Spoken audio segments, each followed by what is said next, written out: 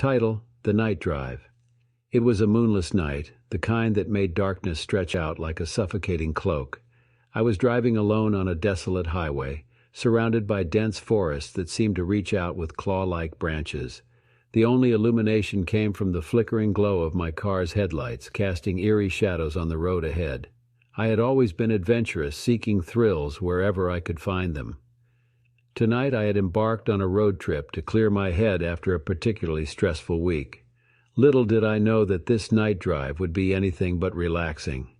As I pressed on the gas pedal, the engine roared to life and the car surged forward.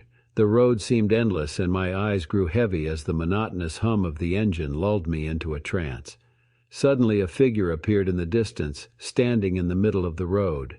I slammed on the brakes, heart pounding, as the car skidded to a halt just inches away from the mysterious figure. Relief washed over me when I realized it was just a scarecrow, but my heart refused to calm down. I couldn't shake off the eerie feeling that something was watching me from the shadows of the forest. Dismissing it as just my imagination, I continued my journey. Minutes turned into hours as I pushed deeper into the night. The world around me seemed to transform, and every sound sent shivers down my spine. The rustling leaves, the hooting of an owl, all seemed to be whispering secrets I wasn't meant to hear. Suddenly, a thick fog began to roll in, wrapping itself around the car like ghostly fingers. I slowed down, my visibility reduced to almost nothing.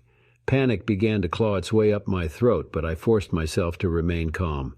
I knew I couldn't stop here. The area was known to be frequented by wildlife. Struggling to see the road, I followed the faint white lines, hoping they would lead me to safety.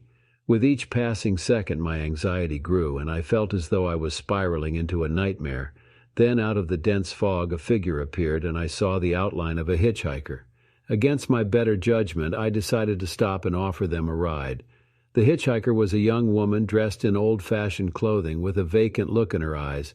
She got into the car without saying a word, and the oppressive silence swallowed us whole. I tried making small talk, but she remained unresponsive. It felt as if the air inside the car had turned frigid and an inexplicable fear settled deep in my gut. I glanced at the rearview mirror, and to my horror I saw her reflection. But she had no face. My heart pounded in my chest as I struggled to maintain control of the car. The fog outside seemed to grow denser, and I couldn't see beyond a few feet. I knew I had to get rid of this eerie passenger, but fear paralyzed me. Finally, I mustered the courage to ask her where she wanted to be dropped off. She turned her head slowly, locking her soulless gaze with mine. "The forest," she said in a hollow voice, pointing towards the thick wall of trees that bordered the road. The hairs on the back of my neck stood on end, and I felt a primal urge to flee. But I couldn't abandon her there in the darkness, so I drove further into the heart of the forest, my mind a tumultuous storm of terror and confusion. As we ventured deeper, the forest seemed to close in around us. The trees twisted and contorted, their branches reaching out like gnarled hands.